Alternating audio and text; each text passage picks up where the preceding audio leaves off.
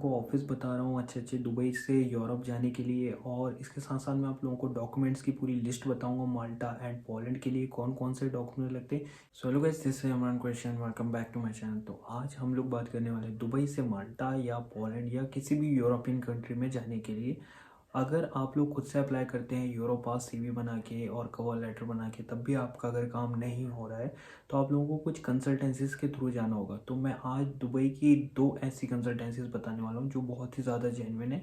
देखिए, इनके एड्रेस और इनकी सारी डिटेल्स मैं जो है डिस्क्रिप्शन में दे दूँगा।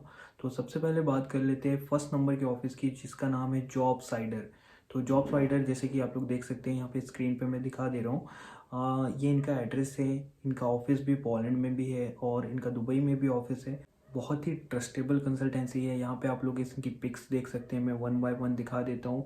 इनके काम बहुत ही अच्छे हैं गाइज। इनका जो वर्क करने का तरीका है गाइज बहुत अच्छा है, और कंपनी का डिमांड लेटर एम्बेसी में होता है, जिसकी वजह से वीज़ा लगने के चांसेस ज़्यादा होते हैं।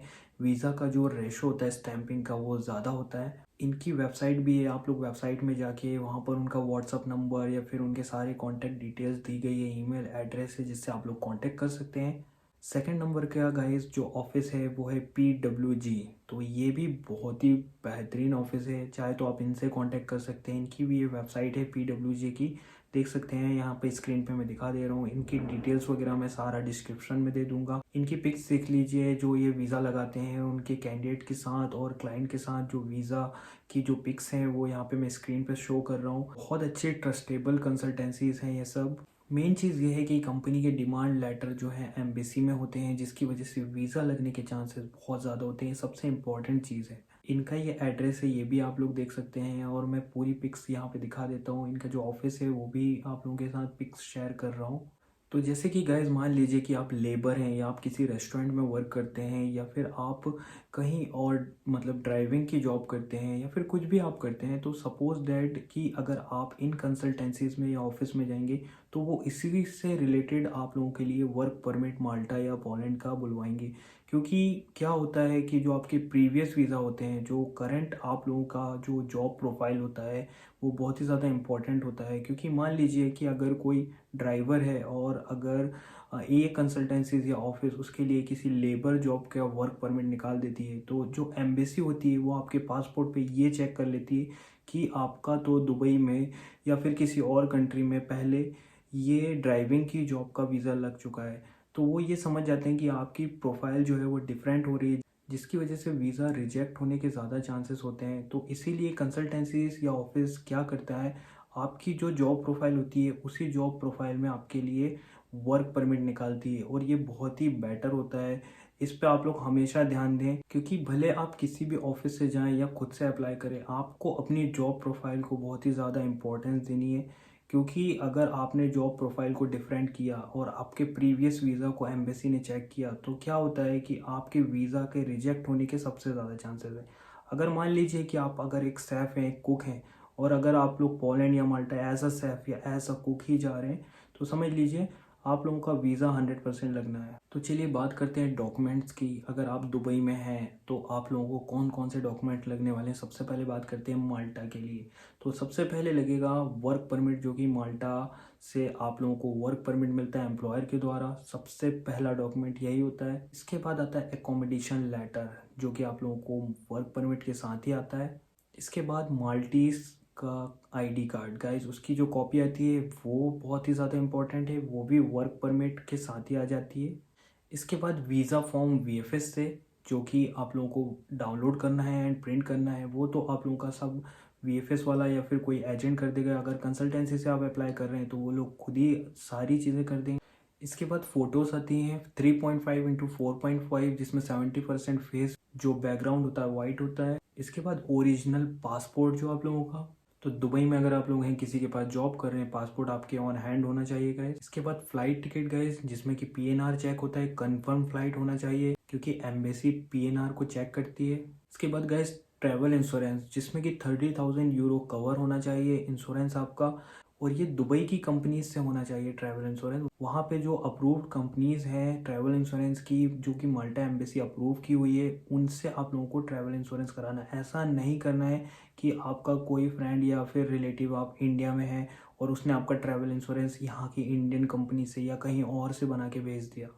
गाइस करंट में आप जहाँ पे भी जॉब कर रहे हैं उसी एम्प्लॉयर से आपको 3 मंथ की सैलरी स्लिप लेनी होगी, वो भी उसमें स्टैम्प उस कंपनी की लगी होना चाहिए, स्लिप सारी ओरिजिनल होना चाहिए, उसमें ज़रा सी भी एडिटिंग नहीं चलेगी। इसके बाद एमिरेट्स कार्ड जिसमें कि 3 मंथ एटलीस्ट वैलिड होना चाहिए। मैं कहता हूँ 3 मंथ से ज़्यादा अगर 4 मंथ भी रहे तो वो ज़्यादा बेटर है गाइस, क्योंकि 3 मंथ अगर आपकी ज़रा सी भी अपॉइंटमेंट की डेट आगे पीछे हुई तो वो कार्ड वैसे ही उसमें बहुत कम 90 डेज से कम दिन बचेंगे, जिससे कि आप लोगों को नुकसान हो सकता है। इसके बाद कोविड वैक्सीन के सर्टिफिकेट जो कि कंप्लीट 2 डोज होना चाहिए, और आप लोगों के पास होना चाहिए VFS की अपॉइंटमेंट जो कि बहुत ही ज़्यादा इम्पोर्टेंट है। इसके बिना तो आप लोग वहाँ जा भी नहीं सकते। तो अब बात करते हैं पोलैंड के डॉक्यूमेंट्स के लिए। तो सबसे पहले पोलैंड का वर्क परमिट गाइस ओरिजिनल आप लोगों के पास होना चाहिए, उसकी एक कॉपी होना चाहिए।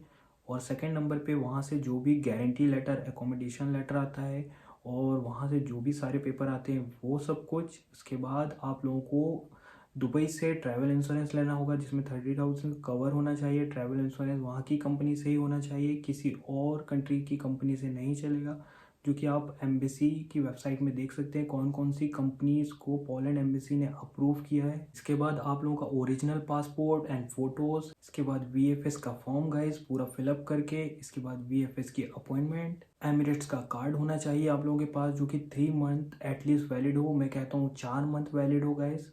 के बाद पोलैंड एम्बेसी आप लोगों से लेती है करंट एम्प्लॉयर से नॉन ऑब्जेक्शन सर्टिफिकेट, यानी कि अगर आप कहीं दुबई में जॉब कर रहे हैं तो उनसे आप लोगों को नॉन ऑब्जेक्शन सर्टिफिकेट लेना होगा, और उसमें एक इलेक्ट्रॉनिक स्टैंप लगी होती है जिसको गुरफा ताजिरिया यानी वहाँ का जो ऑफिस होता है वहाँ से स्टैंप कराना होता है, ऑनलाइन होता है वो गाइस। इसके बाद आप लोगों को बैंक स्टेटमेंट देनी होगी एटलीस्ट 6 मंथ। तो दुबई का ही बैंक की स्टेटमेंट देनी है आप लोगों को, ऐसा नहीं या इंडिया या बांग्लादेश या कहीं से भी आप लोग स्टेटमेंट दे रहे हैं वहाँ का बैंक अकाउंट आप लोगों को नहीं लगाना है।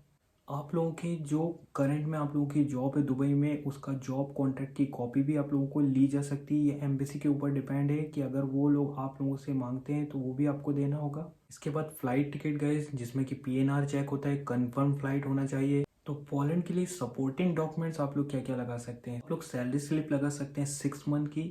आप लोगों के पास अगर अपनी कंट्री में अगर आप लोगों की कोई प्रॉपर्टी है तो उसके डॉक्यूमेंट लगा सकते हैं।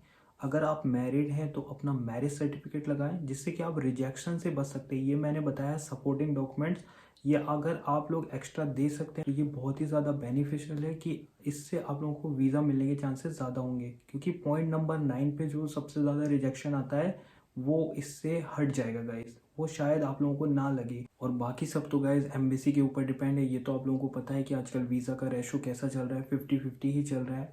तो वीडियो को लाइक करना बिल्कुल ना भूलें गाइज, और वो रेड बटन दबा के चैनल को सब्सक्राइब ज़रूर करें।